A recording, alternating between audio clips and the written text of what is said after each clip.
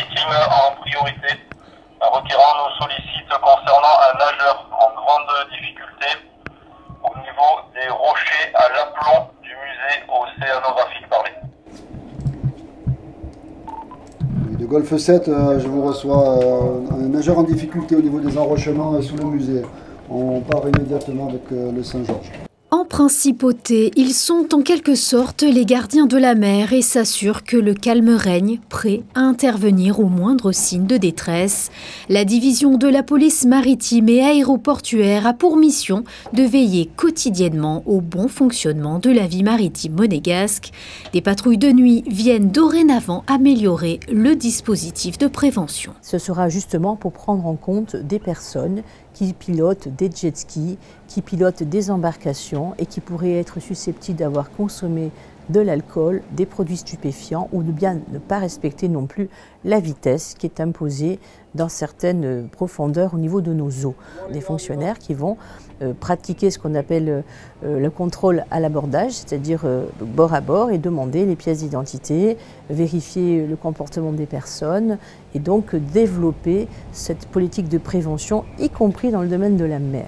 Mais nous avons également la présence en soirée de nos collègues qui vont faire des patrouilles pédestres sur les abords donc, du complexe balnéaire. La division de police maritime et aéroportuaire a la charge du sauvetage maritime en principauté de Monaco sous l'égide du CROSMET. Elle est force menante. Elle peut avoir bien sûr le concours de nos amis et collègues sapeurs-pompiers sous certaines conditions, mais pour autant c'est une force menante en la matière et nous sommes dans le cadre des patrouilles que nous allons effectuer donc de nuit également sur ce dispositif-là de porter assistance lorsque ce sera nécessaire. Lors d'un exercice en conditions réelles, la police maritime simule une intervention nocturne.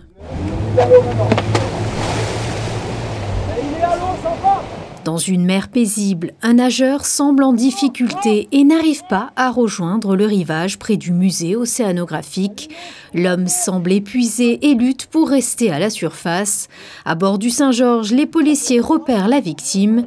Un sauveteur plonge afin de le ramener vers le bateau. Dans ce genre d'opération délicate, les difficultés sont nombreuses.